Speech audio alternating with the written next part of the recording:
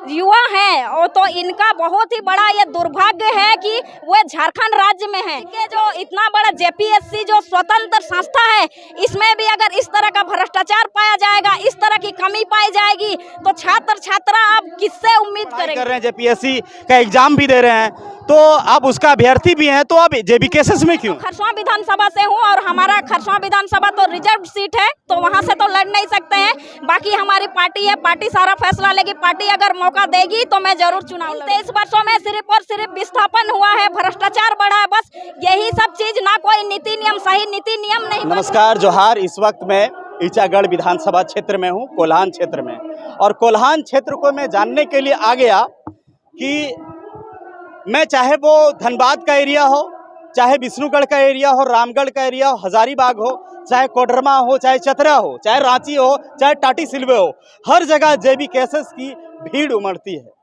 आज वही चीज को, आज एक सभा थी, आम सभा जेबी केसेस का कोल्हान ईचागढ़ क्षेत्र में, और मैं यहाँ शिरकत कर आगे देखने के लिए कि क्या जेबी केसेस कोल्हान क्षेत्र में भी है या नहीं है। फिलहाल हमारे साथ मौजूद है जेपीएससी के अभ्यर्थी पुष्पा जी।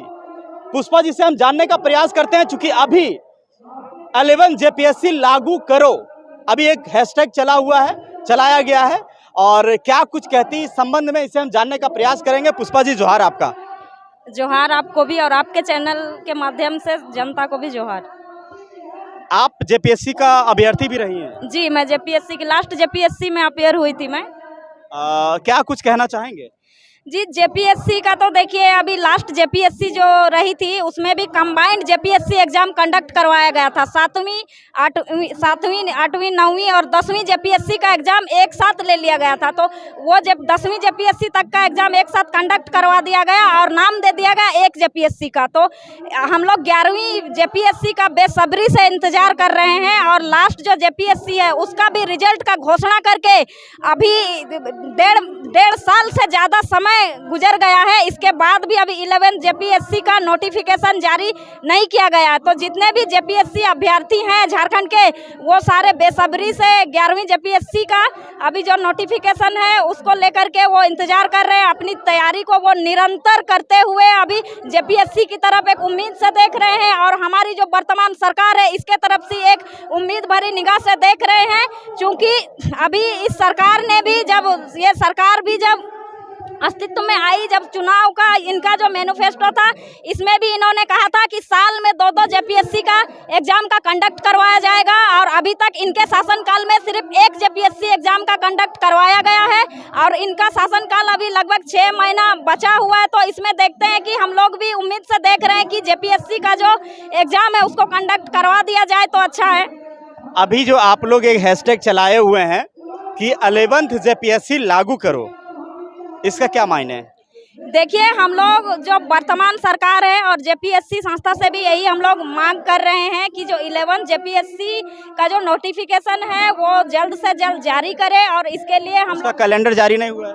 नहीं, इसका कैलेंडर भी जारी नहीं हुआ है, और उससे भी काफ़ी बाधा हो रही है। और जेपीएससी का एक चीज़ आप देखने को मिलता है कि जब भी जेपीएससी का एग्जाम कंडक्ट करवाया जाता है तो इसमें कुछ ना कुछ गड़बड़ी पाई जाती है हमेशा ही। कभी इसका रिजल्ट घोषित करने को लेकर के गड़बड़ी, कभी उम्र सीमा संबंधी गड़बड़ी, तो कभी कुछ ना कुछ गड़बड़ी हमेशा पाई जाती है, और कभी भी सफल पूर्वक जेपीएससी का एग्जाम कंडक्ट नहीं करवाया गया है। और झारखंड गठित होकर के आज 23 वर्ष हो गए, और इन 23 वर्षों में अभी तक सिर्फ 7वीं बार ही जेपीएससी एग्जाम कंडक्ट करवाया गया है। लगता है कि इस बार सरकार जो है सो ये कर पाएगी?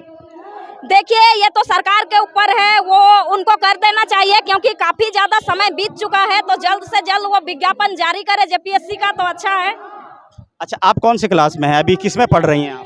देखिए, मैंने दर्शन शास्त्र से मास्टर डिग्री लिया हुआ है, और अभी मैं, क्योंकि जो भी हम लोग गरीब परिवार के छात्र छात्रा होते हैं, हम लोग पढ़ते हैं, तो हम लोग काफ़ी संघर्ष होता है हम लोगों के छात्र जीवन में। तो इसी तरह मेरे भी छात्र जीवन में काफ़ी सारा संघर्ष रहा है। तो इतना संघर्ष करने के बाद जब हम लोग हायर एजुकेशन लेते हैं, और हम लोगों की भी कहीं ना कहीं इच्छा रहती है कि हम अपने राज्य के लिए सेवा दें, और इस तरह से जब राज्य के जो इतना बड़ा जेपीएससी जो स्वतंत्र संस्था है, इसमें भी अगर इस तरह का भ्रष्टाचार पाया जाएगा, इस तरह की कमी पाई जाएगी, तो छात्र छात्रा अब किससे उम्मीद करेंगे? अभी आप देख रहे हैं कि ईचागढ़ क्षेत्र में आ गए, विधानसभा क्षेत्र कोल्हान एरिया में।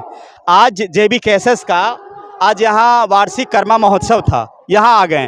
तो जेबी केसेस में आने का क्या मतलब है? चूंकि आप पढ़ाई कर रहे हैं, जेपीएससी का एग्जाम भी दे रहे हैं, तो आप उसका अभ्यर्थी भी हैं, तो आप जेबी केसेस में क्यों?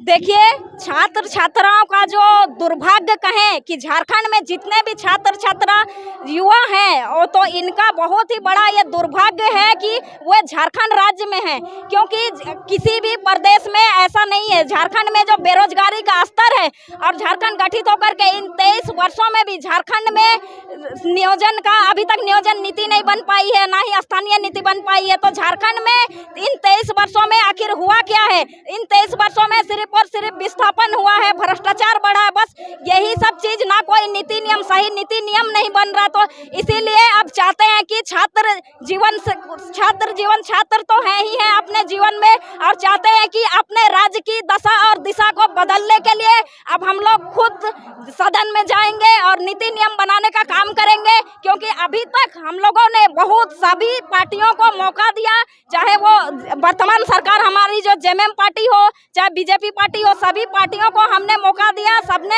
यहाँ पर सबकी सरकार रही है, लेकिन अभी तक भी यहाँ के युवाओं के लिए कोई भी ये नीति नहीं बना पाई कि नियोजन नीति। इसीलिए हम सभी छात्र छात्रा एक विचारधारा से बंध के, और हमारी जो जेबीकेएसएस पार्टी है, इसका हम लोग झारखंड के 5 प्रमंडल के 81 विधानसभा के एक पंचायत लेवल तक, प्रखंड लेवल तक, प्रत्येक जिले में जा करके जनसभा करेंगे, जन जागरण अभियान चलाएंगे, और झारखंड में जो कमी रह गई है उस विचारधारा को जन जन तक पहुंचाएंगे कि उनका जो यहाँ पे दुख तकलीफ है, या उनका जो समस्याएं आ रही है, उनको जो हमारे लोकल जनप्रतिनिधि है वो नहीं समझते हैं। उन समस्याओं को, वहाँ के जो, जैसे ये ईचागढ़ विधानसभा है, यहाँ की एक बहुत बड़ी समस्या है विस्थापन की समस्या, और यहाँ के अभी तक जितने भी विधायक रहे हैं उन विस्थापितों को अभी तक न्याय नहीं दिला पाए हैं। तो कहीं ना कहीं देखिए, इस तरह का जो समस्या है, जिस क्षेत्र की जो समस्याएं हैं, उन जिनको हम लोग अपना जनप्रतिनिधि चुनते हैं, उस क्षेत्र की समस्याओं का समाधान वो करेंगे। जी बिल्कुल, सदन में यहाँ की बात रोकना चाहेंगे। देखिए, आप कह रहे हैं कि सदन में जाएंगे, तो क्या आप चुनाव लड़ेंगे? देखिए, अगर हमारी वो तो पार्टी फैसला करेगी। अगर जेबीकेएसएस पार्टी हमें इस योग्य समझती है तो कौन सा विधानसभा से हैं? देखिए, मैं तो खरसवां विधानसभा से हूं, और हमारा खरसवां विधानसभा तो रिजर्व सीट है, तो वहां से तो लड़ नहीं सकते हैं।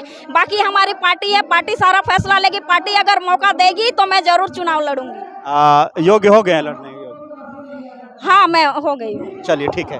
तो ये हमारे साथ पुष्पा जी थी, जिन्होंने अपनी दुख और दर्द को बताई कि झारखंड में क्या किस तरह हो रहा है। चाहे वो सीजीएल का परीक्षा हो, चाहे जेपीएससी का हो, चाहे एसएससी का हो, युवाओं का दर्द क्या है, झारखंड के यहाँ के स्थानीय युवाओं का क्या दर्द है, किस तरह से गुजर रहा है। चूँकि ये अभ्यर्थी रह चुकी है, ये इन्होंने अपना दर्द को कहने का, रोए सरकार से मांग करने की एक जो है प्रयास इन्होंने करी है, और इसलिए जेबीकेएसएस के साथ है, ताकि जो मेरे साथ गुजर रहा हो आने वाले युवा पीढ़ी के साथ ना गुजरे। बहरहाल, आपका क्या कहना है इस संबंध में, आप कमेंट सेक्शन में जरूर बताइएगा। फिलहाल मिलते हैं नेक्स्ट वीडियो में, तब तक के लिए पंकज कुशवाहा को दीजिए इजाजत। जय हिंद, जोहार।